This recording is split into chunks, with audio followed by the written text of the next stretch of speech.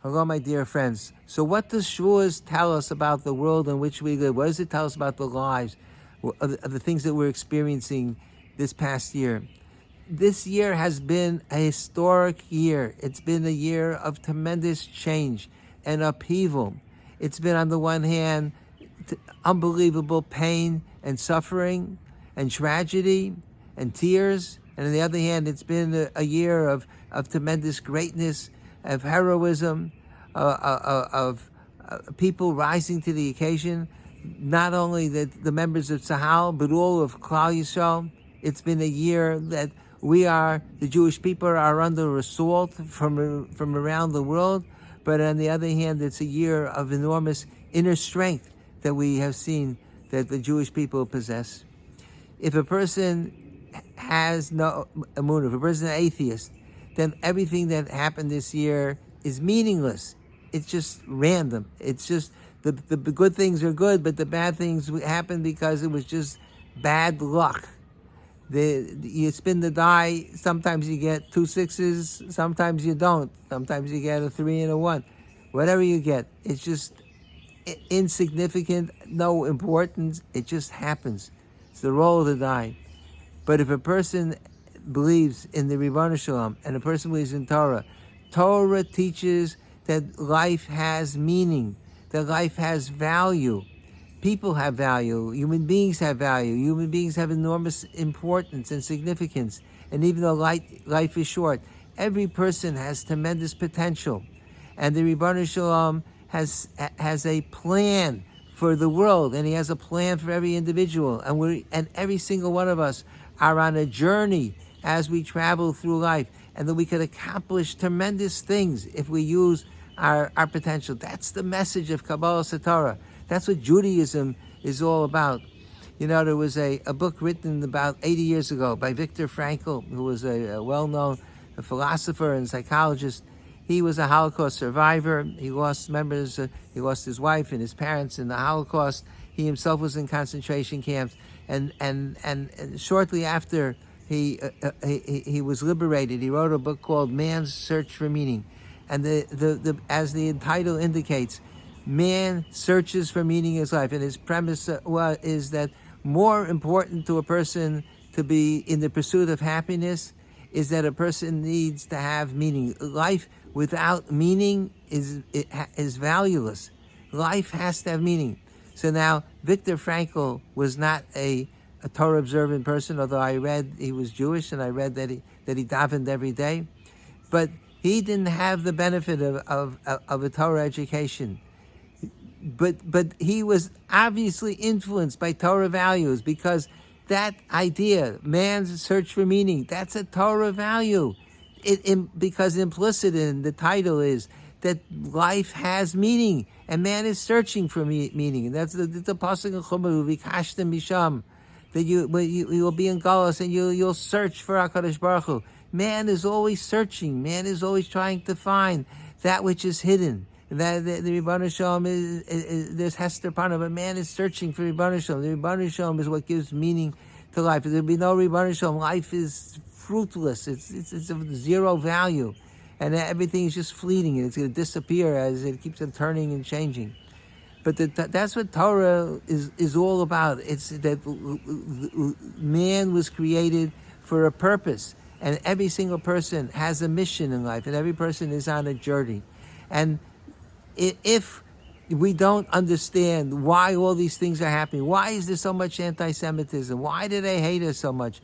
Why is there so much turmoil around the world, political turmoil? Why is everybody turning against the Jewish people and turning against the state of Israel? Why were there so many korbanos? So the answer is, we have no idea. We don't know. But one thing we do know is that the Ribono Shalom runs the world, and the Ribono Shalom has a plan. And the Ribono Shalom is orchestrating this. And we're all, as members of Klal Yisrael, we're all part of a historic journey that's unfolding. There's an interesting correlation between the opening phrase in the Rus, which we read on Shavuos, is that Vayelech ish mi beis Lechem Yehuda lagur b'stei Moav. There was a man who went from Lechem Yehuda to live in Moab, and he went with his wife and his two daughters and his two sons. Who's that man? So in the very next pasuk it says who he was. It was the name of the man is Elimelech, the name of his wife is Naomi, the name of his children are Machal and Bechilion. So why didn't the Torah tell us who they are to begin with? Why does the Torah first say there was some random family that traveled to Moab? Oh, you want to know who they are? I'll tell you. The Torah doesn't waste words. Why does it first tell you there was somebody who went? So there's a parallel to that. In Shmos, when Yocheved and Amram were married, so the Chumash says, "Vayelech ish mi beis Levi v'yikach es bas Levi." There was a member of the tribe of Levi, and he married a woman from the tribe of Levi. Who was that man? The man was Amram. His wife was Yocheved. She was the mother of Aaron and the mother and father of Aaron and Moshe. So why did the Torah say who they were? Later on, you find out who they were. So I think the answer is because at the time, these in both instances, there was tremendous things happening. These were the historic events. When Amram married Yocheved, that was the beginning of the inception and the creation of the salvation for Klal Yisrael. That was Moshe Rabbeinu, who was the leader par excellence of Klal Yisrael. He was the one that performed all the miracles. He was the one that took us out of Mitzrayim. He was the one that brought down Torah from Mitzrayim. So there should have been a band playing, and with 120-piece orchestra, with drums and fireworks. This is such a historic moment in history, but nobody knew. There was a random guy and a random woman. Totally insignificant. But the reality was, this was one of the most important events in human history. The same is true in the Megillas Rus. Elimelech, some guy left Moab, and he took his family, whoever they were. The Torah doesn't even tell us their names because at that time there was no significance to that event. When did it become revealed, the significance? Years later. And it wasn't even fully revealed until, I don't know how long it was, until David HaMelech was born, a great-grandson of Rus.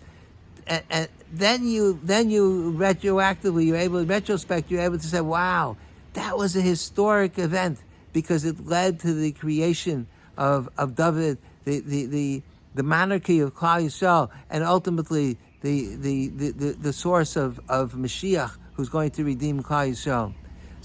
But at the moment, it appeared to be totally insignificant. And this is such a tremendous model for what happens in our lives. We're all on, even this year in particular, we're on a mission. But we're always on a mission. We're always on a journey. We're always on a path. But we don't know what it is. We're searching for meaning. All of us, we're trying to find out what this is all about and why is it happening. We don't know. But one thing we need to know, and that's what Shavuos teaches us, and that's the story of Rus teaches us, is that whatever we are doing is important and significant, and that the Ribono Shalom puts us on a certain path because of very significant reasons. In the end of the Megillah of Rus, it talks about Rus was redeemed by Boaz because he was related to her husband, and therefore he had a right to marry. It was like a form of yibum. But before Boaz did that, he had to ask permission from somebody who was even closer a relationship. What was his name? Nobody knows. The Megillah describes him as Ploni Almoni. Ploni Almoni is like is a phrase that means John Doe. Random guy. We don't even know who he is. He's nameless.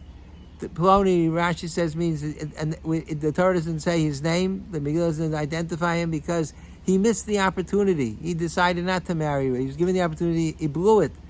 And Almoni means hidden. His potential was hidden. And he lost his potential. So Ploni Almoni is somebody who could have been the great-grandfather of David HaMelech. What an enormous loss that person had. And instead, Boaz achieved tremendous greatness. Rus and Orpah left Moab together with Naomi. They both could have been great people. But Arpa, the word Arf is the back of the neck. Arpa turned her back on Naomi. Naomi told her, it's too hard. Why are you going with me? So she's kissed her goodbye. She kissed and departed. She lost a tremendous opportunity. In the end, what emerged from Arpa? She was the mother of Goliath, the arch enemy of Klal Yisrael, who fought against David HaMelech. But Rus was misametzes l'lechas. She was determined to go. She didn't, in spite of everything that Naomi told her, she clung to Naomi. She was dafkabo. She clung to her, and she hung. So she came back to Eretz Yisrael. They were destitute. Naomi said, "Don't call me Naomi, call me Mara, because my life is bitter." Naomi means sweet. She said, "Don't call me Naomi. My life is destroyed." She also didn't understand the import and the significance of what was happening, but it was a time of great historical importance for Klal Yisrael, and I think that's such an important message for us to remember.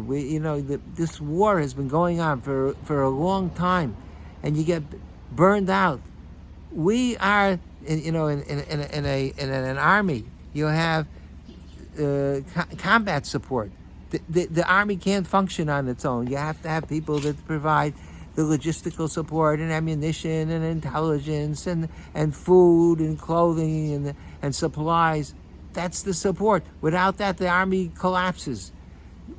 We're not in Eretz Yisrael. We have the schus of having many of our children are in the army now. They're fighting in Sahel. They're giants. They're gedolim.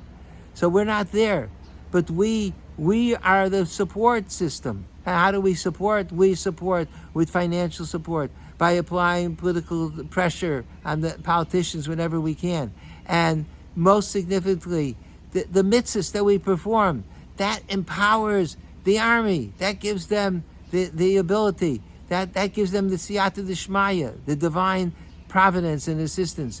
So we must not forget that we are the support system, and our davening is important. We say Tehillim 3 times a day, and it becomes such a routine. And you don't even while you're saying the Tehillim, your mind is wandering. It's time to recommit ourselves. We have to start davening again the way we were davening 6-7 months ago. We have to think about the words. We have to think about how our tefillah can make an enormous difference. There could be a member of Tzahal, perhaps, whose life is saved because we said a meaningful Tehillim. That's the lesson to take away from the Yontif of Shavuos and from the Megillas Rus, that everything that we do is important and significant. And it's not only the certain people, who you would expect that they're going to be the heroes for Klal Yisrael. Rus was the most unlikely candidate for heroism. She was a plain, simple girl who grew up in a pagan society. She's going to become the great-grandmother of David Melech Yisrael. Impossible.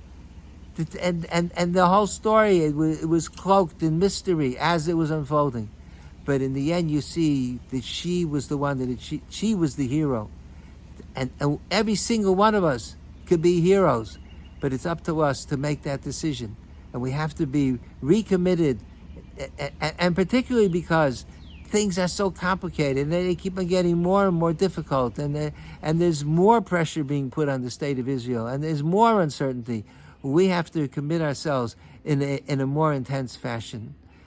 I wish everyone a good Shabbos and a good Yontif, and Shavuos should be very meaningful. And in Mirz Hashem, we should be witness to the fulfillment of our tefillos and the Yeshuos and the salvation of Klal Yisrael.